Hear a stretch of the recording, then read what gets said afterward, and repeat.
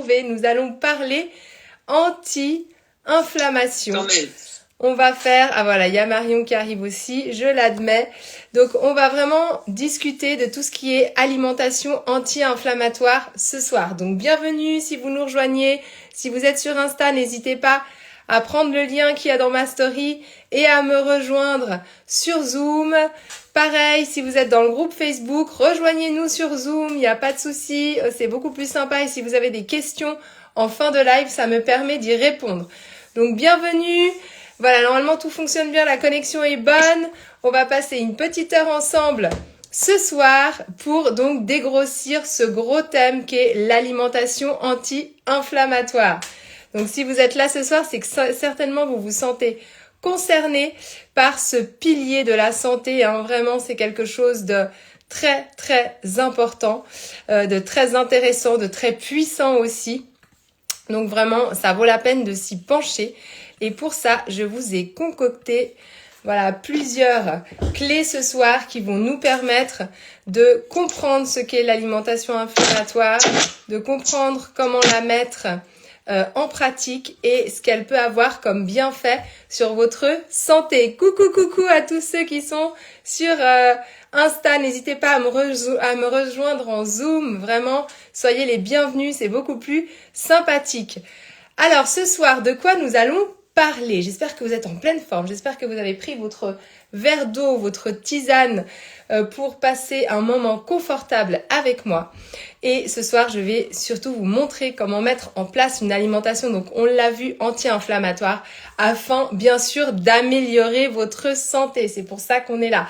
Améliorer la santé, améliorer l'énergie, améliorer vos projets, votre bien-être au quotidien, votre métier, votre vie de maman, de femme, d'homme. S'il y a des hommes là aussi ce soir qui nous regardent, c'est vraiment un des piliers de la santé, cette fameuse alimentation anti-inflammatoire. Donc aujourd'hui, si vous avez des difficultés à atteindre justement cette santé idéale, que vous voyez, vous commencez à avoir des petits soucis de santé et que vous êtes fatigué, eh bien vous êtes vraiment au bon endroit.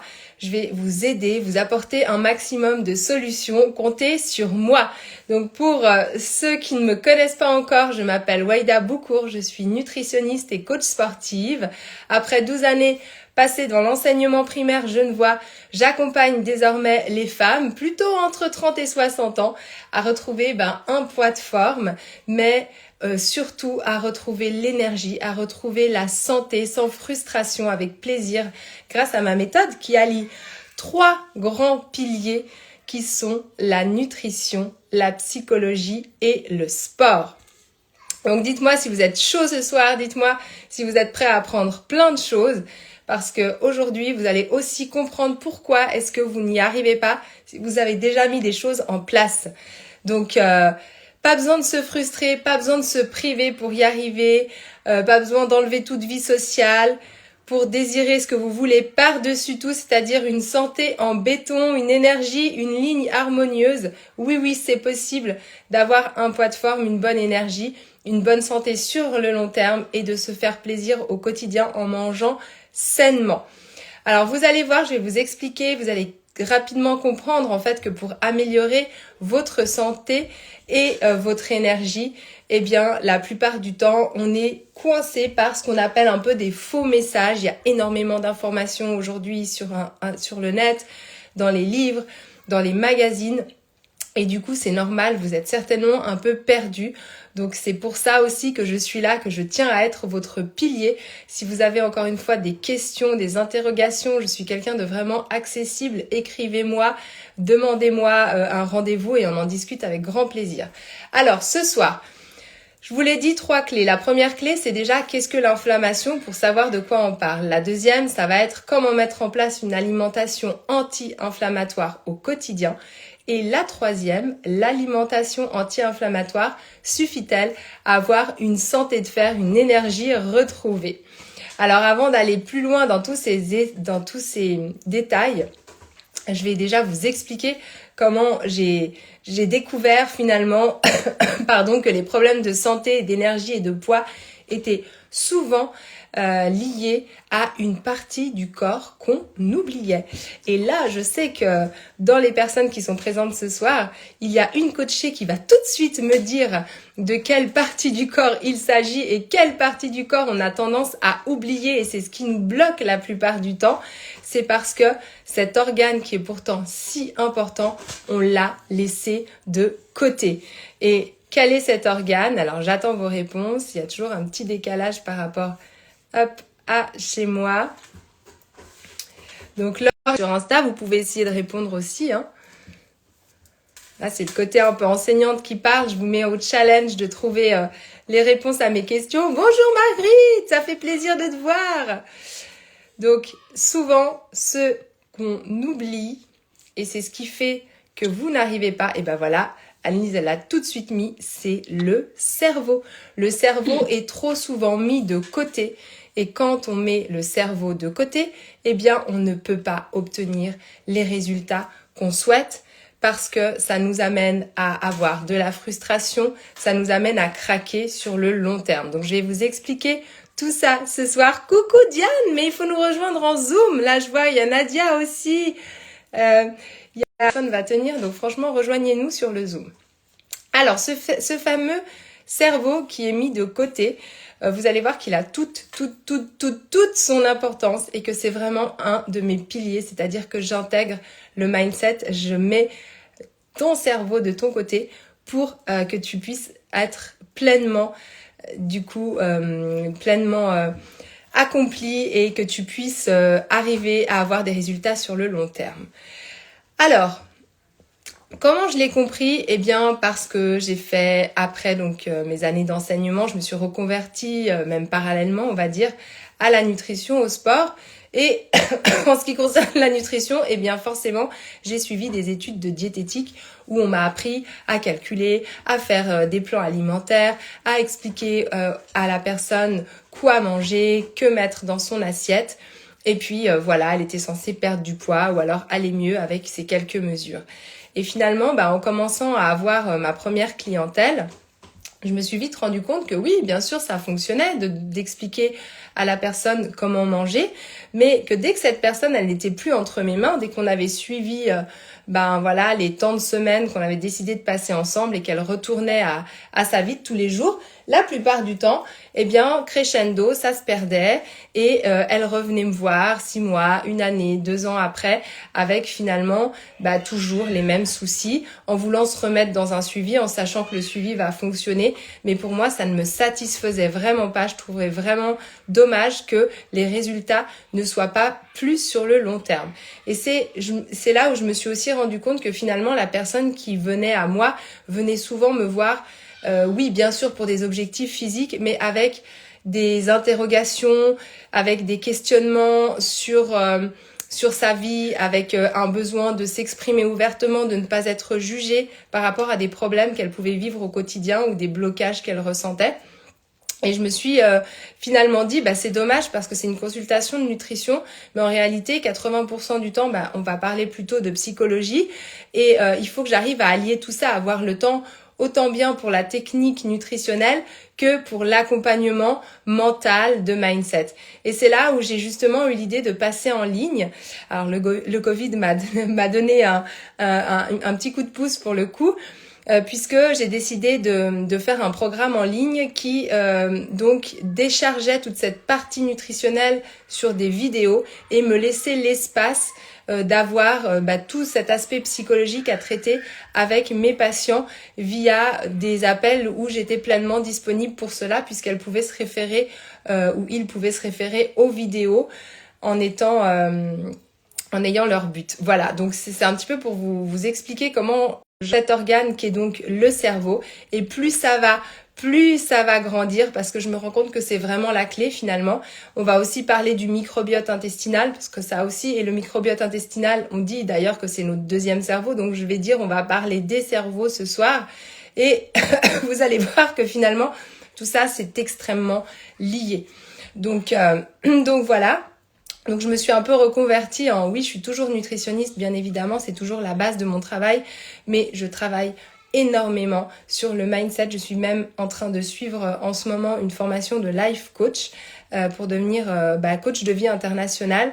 Une formation en anglais parce que j'aime bien tout cet apport des États-Unis où voilà, ils vont à fond dans tout ce qui est mindset, dans tout ce qui est accompagnement de la personne sur le plan mental, et je trouve que c'est vraiment une clé en plus pour vous accompagner aujourd'hui.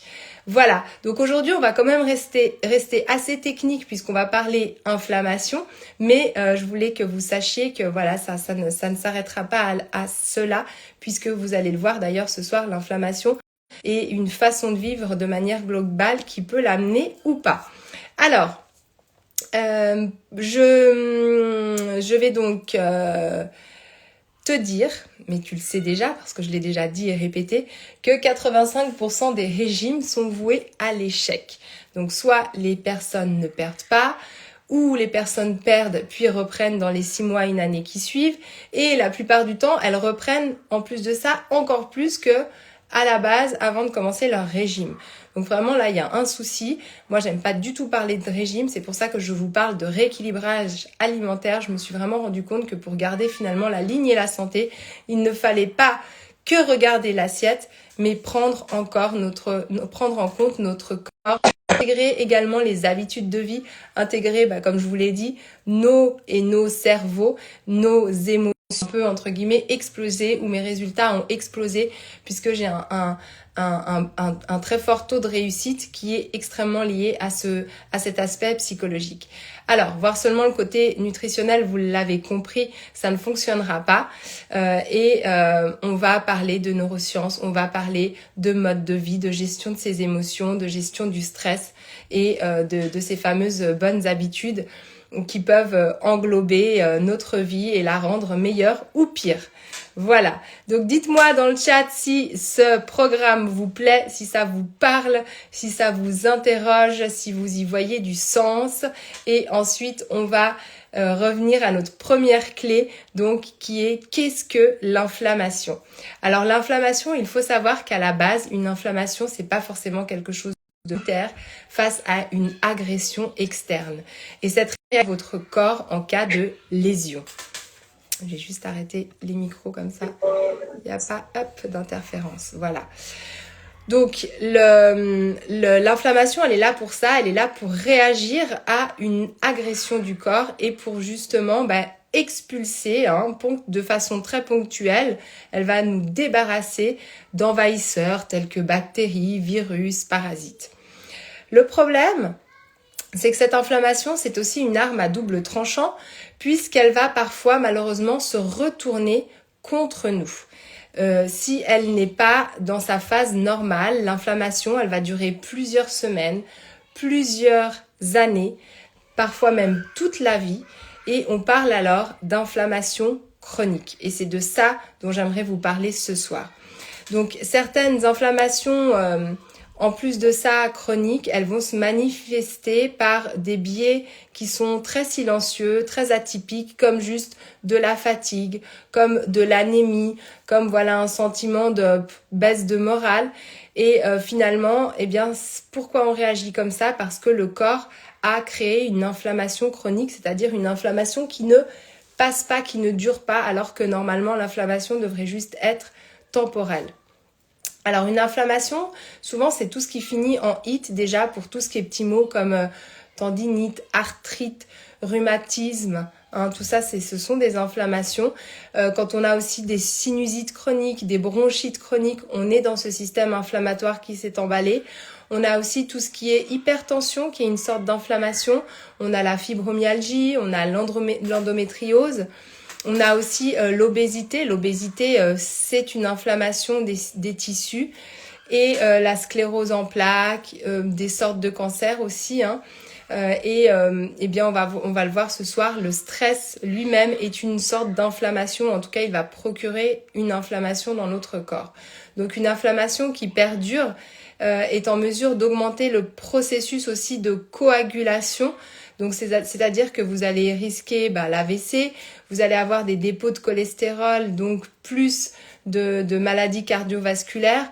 On sait aussi que l'inflammation, elle va faciliter la transformation des cellules qui sont anormales et qui vont parfois malheureusement se transformer en cellules cancéreuses grâce à cette inflammation qui peut donc jouer un rôle dans l'apparition de certains cancers.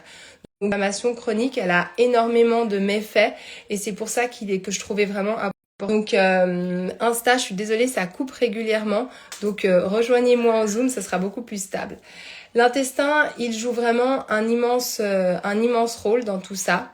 L'intestin, quand on déplie toutes les villosités, on a l'équivalent d'un terrain de tennis. C'est juste énorme.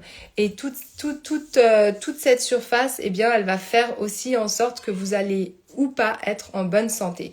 Donc dans l'intestin, nous avons des milliards de bactéries et ces milliards de bactéries, elles composent ce qui s'appelle notre microbiote. Maintenant, c'est un terme qui est connu, on en entend beaucoup parler de ce fameux microbiote et on se rend compte que le microbiote, on a plus de bactéries pour vous dire que de cellules dans le corps. Donc il est extrêmement important et ces petites bactéries, elles vivent dans une symbiose qui est très très délicate avec le reste de l'organisme et malheureusement souvent, eh bien, il peut y avoir des déséquilibres de cette flore intestinale, donc de ce microbiote qui va conduire à justement une inflammation. Donc c'est-à-dire que si vous n'avez pas un microbiote sain, si vous n'avez pas les bonnes cellules intestinales, eh bien vous risquez l'inflammation et on se rend compte que parfois en traitant les intestins, en traitant le microbiote, en réinjectant les bonnes bactéries finalement dans le microbiote, en ayant une alimentation qui va faire que vous allez avoir les bonnes bactéries au bon endroit dans le microbiote, eh bien vous allez permettre à votre microbiote d'enlever donc cet état inflammatoire et du coup d'être beaucoup mieux. Donc vous le comprenez et c'est pour ça que je suis là ce soir. Notre alimentation, elle a un rôle qui est juste essentiel. D'accord ? C'est ok ça pour vous ? Dites-moi si au niveau de l'inflammation ça vous parle. Et on va passer à la deuxième clé. Donc la deuxième clé, ça va être comment mettre en place une alimentation, bien évidemment, anti-inflammatoire. Donc je regarde juste un petit peu les commentaires. Oui, trop bien. Merci Annelise. Ouais, voilà, la quantité de bactéries, exactement. Tout à fait. C'est juste incroyable la quantité de bactéries. Oups, attendez, il y a des personnes en salle d'attente. Alors je vais les accueillir.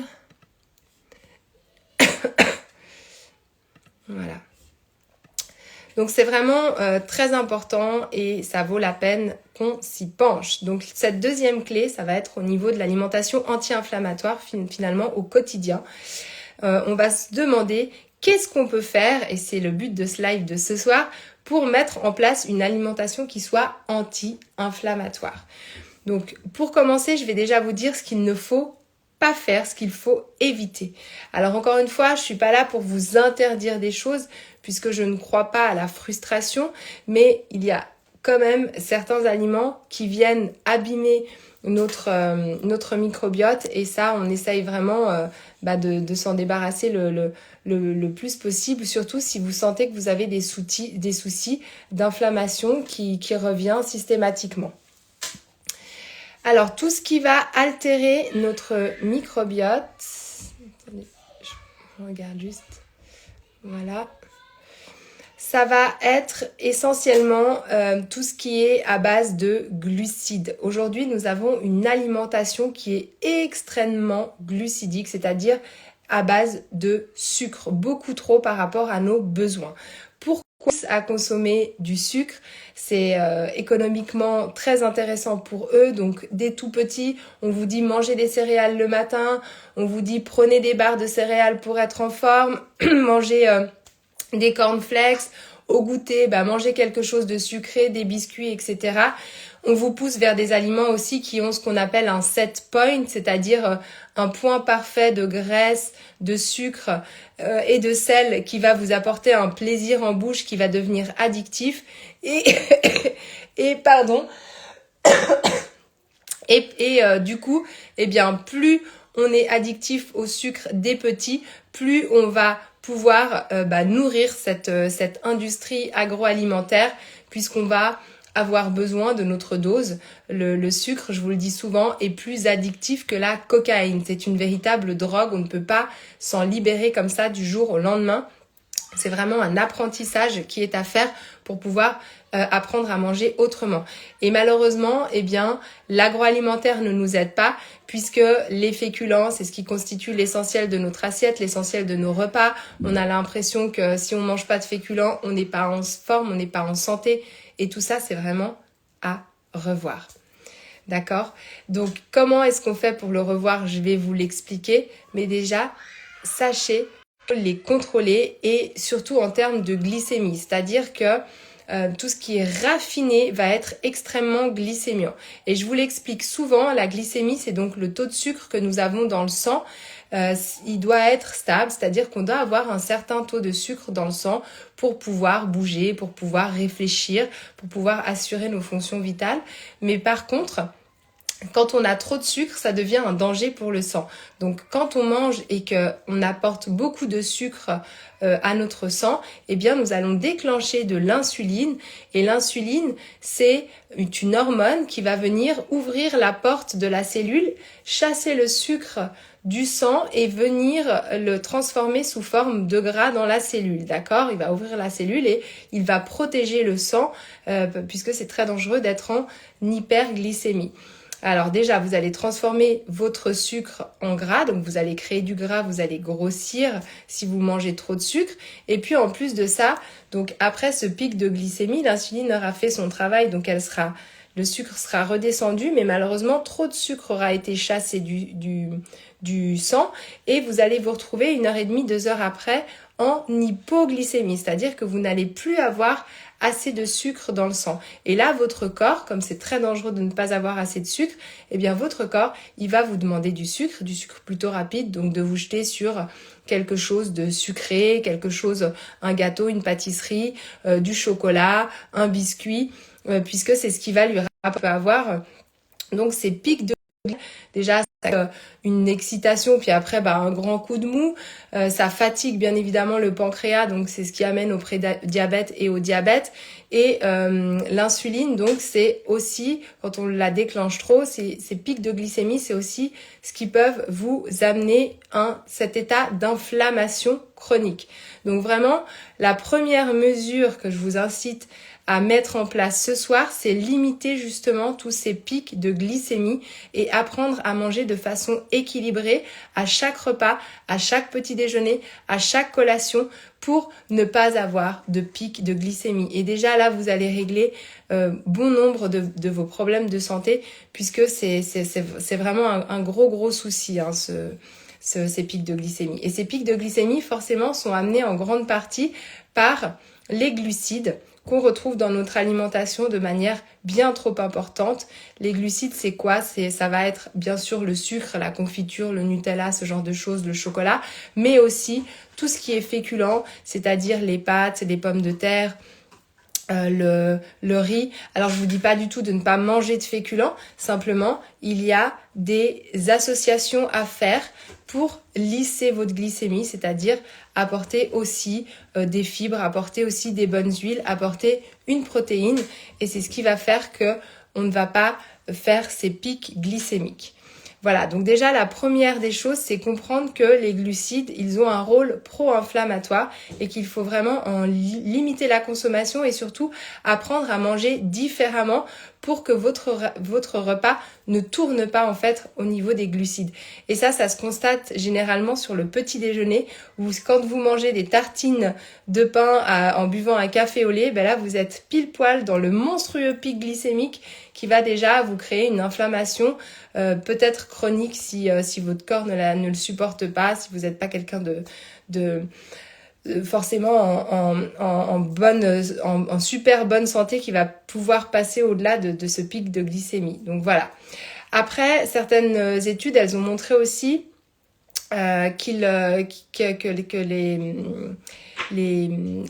l'inflammation pouvait favoriser l'apparition aussi de maladies auto-immunes comme tout ce qui est, je vous l'ai dit, arthrite, sclérose en et sclérose en plaques, etc. Donc, on fait attention aux glucides et on va aussi faire attention à tout ce qui est intolérance au gluten et au lactose parce que eux aussi, malheureusement, sont pro-inflammatoires et peuvent conduire à des douleurs osseuses, de la fatigue ou tout ce que je vous ai cité précédemment. Donc, de nouveau, le gluten, de toute façon, ce sont des glucides. Donc, il y a certaines formes de gluten qui va être mieux absorbé par l'organisme et être meilleur parce que de nouveau on voit aussi le lien avec le microbiote. Je vous l'ai expliqué, le microbiote il a besoin d'être en bonne santé pour réguler cette inflammation et pour pas être la base justement d'une inflammation.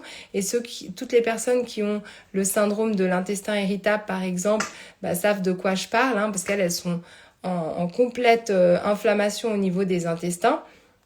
Et pour cela, donc le gluten, tout ce qui est blé blanc, donc farine blanche, pâte blanche, c'est plutôt à éviter. Aller vers des produits qui soient semi-complets ou complets, ou aller vers des alternatives comme des souches plus anciennes, comme par exemple le petit épeautre ou l'épeautre, qui lui est beaucoup mieux toléré par l'organisme. Après, au niveau du lait, donc je vous le dis souvent, là non plus, je veux pas être celle qui vous interdit de boire du lait, pas du tout. Mais le souci, c'est que le lait, alors déjà, c'est l'équivalent du sucre en termes de glucides. Quand vous buvez un verre de lait, vous êtes complètement dans la glycémie. Et le problème des laits aujourd'hui, c'est que les laits sont pasteurisés, c'est-à-dire qu'ils ont été hautement chauffés pour tuer toutes les bactéries qui pourraient vous apporter des désagréments, des maladies, des virus, etc. Enfin, des bactéries plutôt. Et le lait donc a été chauffé, a été pasteurisé, mais quand on pasteurise le lait, eh bien, on tue aussi bien les mauvaises bactéries que les bonnes. Et à la base, le lait a besoin d'être digéré par des bactéries qui sont présentes dans le lait parce que la nature est bien faite. Mais comme vous tuez ces bactéries en pasteurisant le lait, eh bien vous vous retrouvez avec un liquide qui est très mal absorbé par l'organisme puisqu'il n'a plus les bactéries qui vont faire le travail de l'assimiler, de le digérer correctement. Donc l'astuce pour ceux qui ont vraiment envie de boire du lait, c'est plutôt d'aller vers tout ce qui est lait cru ou produits à base de lait cru qui gardent donc ces bactéries et qui vont faire que le lait sera bien mieux, le lactose sera bien mieux toléré par l'organisme. Après, on a aussi comme possibilité de se rétracter sur tout ce qui est plutôt chèvre, brebis, produits laitiers, donc de chèvre, de brebis qui eux sont bien mieux tolérés par l'organisme. Voilà, ça peut être aussi une alternative. Et maintenant, vous savez pourquoi on dit d'éviter le lait. Alors, il faut aussi savoir que le lait, il crée, donc tous les produits laitiers créent des cols. C'est comme ça. Et ces cols, elles doivent ressortir de l'organisme. Et quand elles n'arrivent pas à ressortir de façon saine, eh bien, elles vont venir engorger les poumons pour créer en fait des sécrétions et sortir sous forme de sécrétions. Donc si vous êtes à tendance à faire des bronchites, à faire des sinusites, à faire des otites, eh bien à faire des rhinites, tout ce qui est comme ça virus de la sphère ORL, eh bien surtout arrêtez le lait pendant un moment et surtout quand vous commencez à avoir ces premiers symptômes, ça vous aidera énormément puisque vous avez engorgé votre organisme avec justement le lactose qui est mal digéré, qui crée ces toxines qui vont être éliminées par les poumons en l'occurrence. Et c'est la même chose pour le gluten. Le gluten aussi crée ces cols qui vont être éliminés par l'organisme au niveau des poumons si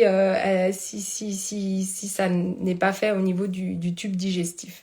Donc c'est pour ça qu'on fait attention au gluten et au lactose. Alors voilà, donc tout ce qui est hypersensibilité ou intolérance gluten-lactose, sachez que si vous continuez à consommer du lactose ou du gluten, vous allez être embêté par cette inflammation qui peut donc, comme je vous l'ai dit, conduire à des sinusites chroniques, des otites chroniques, des douleurs osseuses aussi, de la fatigue. Donc penchez-vous sur le sujet et bien sûr c'est très très compliqué d'enlever de son alimentation le gluten ou le lactose. Donc faites-vous bien évidemment accompagner pour que ce soit fait de manière logique, sans créer de carence et surtout avec un minimum de frustration. L'autre chose qu'on va enlever aussi pour vraiment favoriser un terrain qui soit le moins inflammatoire possible, ça va être tout ce qui est aliments transformés. Donc on garde les fruits, on garde les légumes, on garde tout ce qui nous est donné tel quel par la nature. Mais par contre, méfiez-vous des aliments transformés qui ont souvent des ajouts, qui ont souvent des cuissons aussi. Je vais vous parler des cuissons qu'on appelle le corps de Maillard. Donc c'est-à-dire que l'aliment va être grillé comme la croûte du pain, et ces corps de Maillard, eh bien, ils vont créer une inflammation dans le corps puisqu'ils créent des toxines qui sont difficiles. Donc les aliments transformés, encore une fois, si vous avez un terrain inflammatoire, je pense aussi aux personnes qui sont victimes d'endométriose. Eh bien là aussi, c'est une inflammation. Donc on va vraiment limiter ces aliments transformés pour apporter au corps le moins de toxines possible. On va limiter donc les corps de Maillard, donc tout ce qui est croûte, croûte du pain, croûte des gâteaux, les aliments très cuits. On va aussi limiter la viande et surtout la viande rouge qui, encore une fois, elle aussi amène des toxines qui sont difficiles à éliminer par le corps. Donc l'idée c'est de pas créer d'inflammation et donc de revisiter son alimentation plutôt avec tout ce qui est végétal, encore une fois, ou bien sûr avec des protéines animales, mais plutôt sous forme d'œufs, sous forme de poissons, notamment tout ce qui est petits poissons gras, je vais vous en parler après.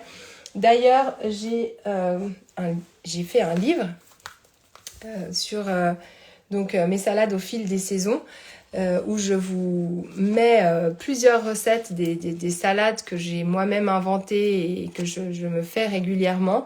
Donc là, c'est vraiment des aliments qui sont extrêmement compatibles avec l'alimentation anti-inflammatoire. C'est des recettes aussi qui sont essentiellement véganes ou végétariennes. Vous avez aussi les sauces à salade. La composition dans l'assiette d'une assiette équilibrée, donc c'est-à-dire riche aussi en protéines pour ne pas avoir faim et comme je vous l'ai dit pour ne pas impacter votre glycémie. Donc là aussi c'est une des solutions qui peut vous être proposée ce soir. N'hésitez pas à acheter mon livre.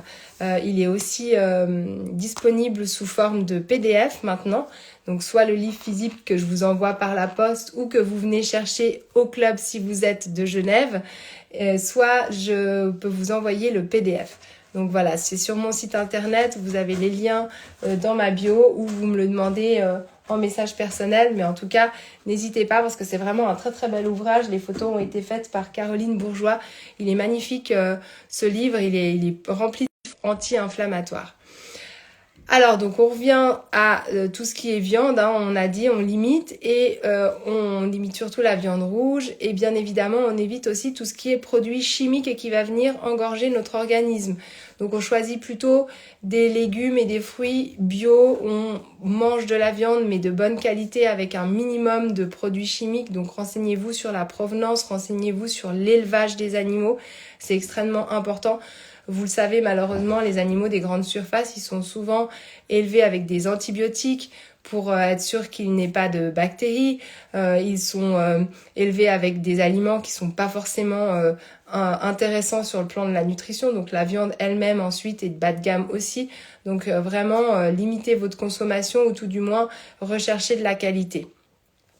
Et puis, bien évidemment, on va manger un maximum d'aliments anti-inflammatoires.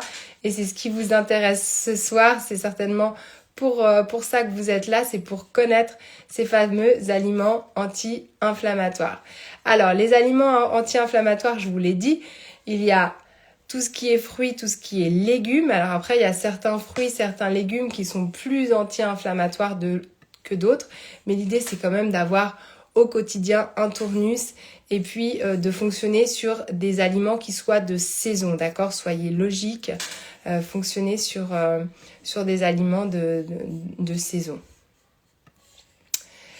Vous avez tout ce qui est chou qui est extrêmement intéressant en termes d'anti-inflammation, donc tout ce qui est brocoli, tout ce qui est chou-fleur, tout ce qui est chou chinois, bok choy, etc.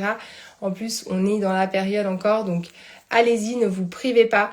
Faites-les en salade, d'où l'idée de mes recettes. Faites-les aussi en tarte, faites-les. Mais consommez un maximum de choux. Ils sont vraiment intéressants dans le cadre d'une alimentation anti-inflammatoire. Ensuite, on n'est pas encore tout à fait dans la saison, mais quand on aura quitté les choux, il y a tout ce qui est fruits rouges. Donc fraises, myrtilles, framboises, cassis, tous ces petits fruits rouges, ils sont extrêmement riches en antioxydants. Et les antioxydants, c'est ce qui va venir réduire en fait le stress oxydatif qui est créé naturellement par notre corps, ne serait-ce que quand on respire, etc. Et qui va venir donc contrôler ces antioxydants et qui vont donc venir baisser cette inflammation qui peut devenir chronique. Ensuite, vous avez tout ce qui est céréales complètes. Donc c'est pour ça que je vous dis que je suis pas contre les féculents, mais juste contre les céréales raffinées, en tous les cas qu'elles fassent pas partie de votre quotidien, que ça reste exceptionnel. Par contre, tout ce qui est céréales complets, comme du riz complet, des pâtes complètes, tout ce qui est quinoa, tout ce qui est aussi légumineuse, telles que les lentilles, les haricots, les fèves, les pois chiches, eh bien, extrêmement important pour la santé. Donc allez-y, là aussi, faites des salades, faites peut-être des sortes de mélanges avec des légumes, c'est vraiment bon. Pour ceux qui ont peur au niveau des légumineuses, vous mettez une petite pincée de bicarbonate de soude dans l'eau de cuisson de vos pois chiches, de vos haricots, et vous verrez, ça va libérer le sulfure qui malheureusement a tendance à faire un peu des gaz, le soufre, pardon, pas le sulfure, le soufre, et ça va les rendre beaucoup plus digestes. Ou alors vous avez les petites lentilles corail, ces petites lentilles rouges orangées qui sont très très digestes. Donc relancez-vous dans toutes ces légumineuses qui vont vraiment être intéressantes et qui vont contribuer à beaucoup moins d'inflammation. Ensuite, il y a tout ce qui est poisson gras. Donc le saumon, les sardines, les anchois, les maquereaux, le hareng, eh bien c'est extrêmement intéressant puisque ça contient beaucoup d'oméga 3 et que les oméga 3 sont complètement anti-inflammatoires.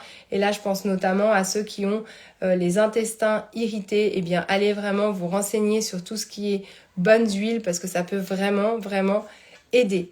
Vous avez également, et là on rejoint encore les oméga 3, tout ce qui est graines et tout ce qui est oléagineux, donc tout ce qui est noix, amandes, noisettes.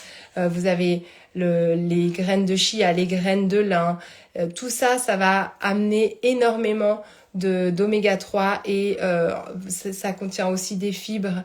Donc quand vous êtes constipé par exemple, vous pouvez prendre l'habitude d'avoir une cuillère à soupe de bonne huile et vous verrez que ça va aider vraiment au niveau du transit. Et les graines, ça aide aussi en termes de satiété. Si vous les mettez la veille dans un yaourt, ça va gonfler, ça va vous amener plus de volume alimentaire et ça va vous faire extrêmement plaisir en mangeant votre yaourt. Vous avez l'impression qu'il a doublé de volume. Donc voilà pour les petites astuces des graines. Vous avez bien évidemment, donc je vous l'ai dit, tout ce qui est huile végétale. On va aller plutôt sur l'huile de lin qui est riche en oméga 3. Il y a aussi l'huile de colza qui est très intéressante. Donc tout ça, ce sont plutôt des huiles qu'on utilise à froid pour ne pas créer de toxines. Et vous avez aussi tout ce qui est herbes et épices. Donc le cumin, le gingembre, oui, il y a le cumin, il y a aussi la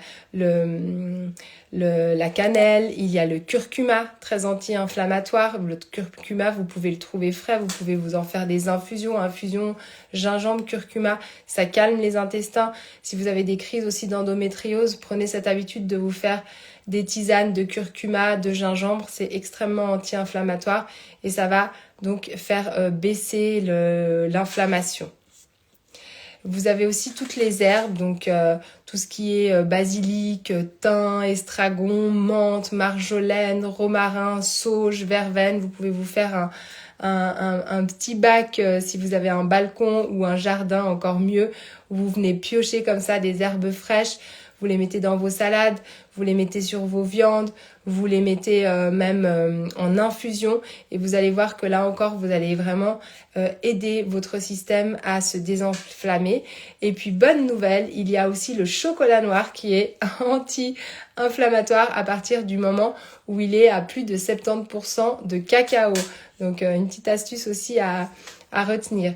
Et en termes de boisson, il y a le thé vert. Le thé vert, il a vraiment des bénéfices anti-inflammatoires. Le thé blanc aussi, il est riche en antioxydants et vous pouvez donc utiliser des eaux qui soient faiblement minéralisées pour vraiment avoir une infusion de qualité, donc soit l'eau du robinet, mais soit tout ce qui est Courmayeur par exemple. L'eau Courmayeur, elle est faible en minéraux et elle va vous apporter un thé de très très bonne qualité. Donc voilà pour les aliments qui sont à privilégier. Donc j'espère que vous en avez pris note. Et puis ensuite, avant de vous laisser, je vais passer à la troisième clé. La troisième clé, c'est est-ce que finalement, ça suffit de juste mettre en place cet aliment anti-inflammatoire pour voir notre santé s'améliorer? Eh bien non, malheureusement, ça ne suffit pas. C'est déjà énorme, c'est déjà la base par laquelle commencer, mais ce n'est pas tout. En plus de l'alimentation anti-inflammatoire, et je vous l'ai dit, il y a tout ce qu'il y a autour en termes de qualité de vie, en termes d'hygiène de vie. Donc ça ne suffit pas de juste faire attention à son assiette. Il faut ensuite gérer, et notamment un des facteurs qui est vraiment prédominant dans l'inflammation, ça va être apprendre à gérer ses émotions et notamment son état de stress. Parce que oui, le stress peut amener à un état inflammatoire chronique. Rien qu'en ayant du stress, vous allez libérer de la cortisol, vous allez créer donc sur le long terme des libérations d'hormones qui vont se retourner contre vous, contre vos tissus et qui vont créer une inflammation. Donc vraiment, on apprend à gérer ses émotions. Donc il y a la respiration, il y a aussi des techniques, par exemple de méditation. Il y a le sport que moi j'utilise beaucoup. Donc faire du sport, se mettre en mouvement, forcément ça fait baisser votre état de stress et donc ça améliore votre santé et ça baisse l'inflammation.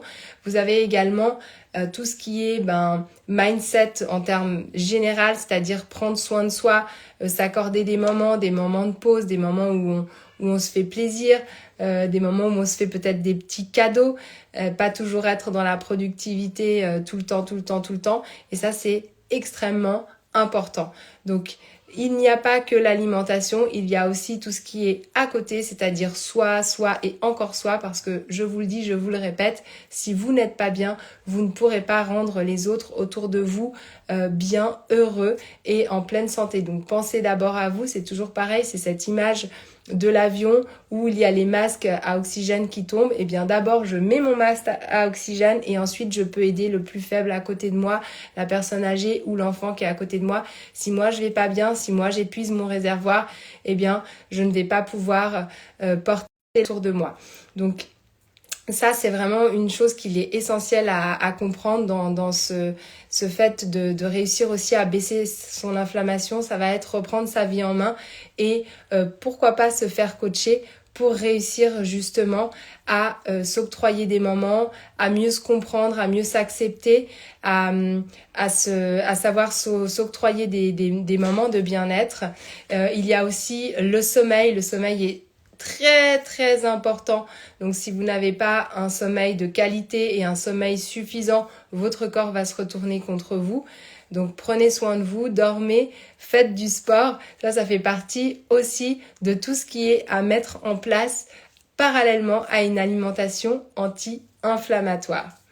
Donc voilà, j'arrive gentiment au terme de cette conférence de ce soir. Donc pour résumer, on a vu ce qu'était l'inflammation, on a vu quels étaient les aliments à éviter et les aliments à favoriser pour justement créer un terrain qui soit le moins enflammé possible. Et on a vu avec cette dernière clé que l'assiette ne suffisait pas, mais qu'il fallait vraiment prendre son corps de façon holistique et réfléchir à la gestion de ses émotions, à la gestion de son stress, à la façon dont on s'accepte et dont on avance dans la vie pour finalement, vous voyez, avec toutes ces mesures, baisser cette inflammation et retrouver une pleine santé. Donc maintenant, au terme de ce live de ce soir, j'ai envie de vous dire que vous avez plusieurs choix. Vous avez le choix de faire ce chemin seul et d'aller piocher un peu à droite, à gauche, de trouver les ressources qu'il vous faut pour que vous puissiez... Vous avez bien évidemment aussi le choix de vous faire accompagner, de vous faire coacher. Et pour cela, n'hésitez pas à regarder ce qu'on peut faire ensemble pour que vous puissiez aller de l'avant sans perdre de temps. Donc voilà, là aussi, vous avez juste à m'appeler, à m'envoyer un petit message pour me demander un rendez-vous et je regarde volontiers de façon personnalisée avec votre situation ce que je peux vous proposer. Mais en tous les cas, sachez que ce n'est pas une fatalité de rester comme ça sur des terrains inflammatoires qui vont du coup moins vous rendre en bonne santé et que des solutions existent mais que ces solutions doivent être vraiment globales. Donc maintenant c'est le moment pour vos questions, n'hésitez pas à me les poser dans le chat si vous en avez, j'y réponds très très volontiers. Donc voilà, je vous laisse un petit moment pour éventuellement me poser vos questions. Et puis, je compte déjà sur vous pour réfléchir à cette alimentation anti-inflammatoire, à comment vous allez pouvoir la mettre en place, de un dans l'assiette et puis au niveau de la vie, votre corps à aller vers un terrain qui soit le moins pro-inflammatoire possible. Oui, avoir de la gratitude pour soi, Anne-Lise. Tellement vrai, c'est tellement vrai. Merci pour ce beau commentaire. Et complètement, apprendre à se parler, apprendre à dialoguer avec soi-même dans la bienveillance, dans l'acceptation de soi, c'est essentiel. Justement, d'aller mieux en termes de santé et en termes même de rayonnement pour tous ceux qui sont après autour de vous. Tout commence par nous. Donc voilà pour ce soir. Pour toutes les personnes qui m'écoutent en replay, eh bien n'hésitez pas à revenir vers moi, à me faire aussi votre retour. J'ai été vraiment ravie de vous partager ces quelques clés. Anne-Lise, continue comme ça, tu es dans mon programme et tu es vraiment sur la bonne voie pour être chaque jour encore mieux. Donc des solutions existent, sachez-le. Tous ceux qui sont sur Insta, eh bien envoyez-moi un petit message en MP si vous voulez qu'on aille plus loin au niveau de ce qui est à faire en termes de santé pour vous et pour maintenant. Ne reportez pas. Donc je vous souhaite une très belle soirée. Je vous embrasse fort. Je vous dis à très vite et prenez soin de vous. Ciao, ciao. Record. Ciao Insta.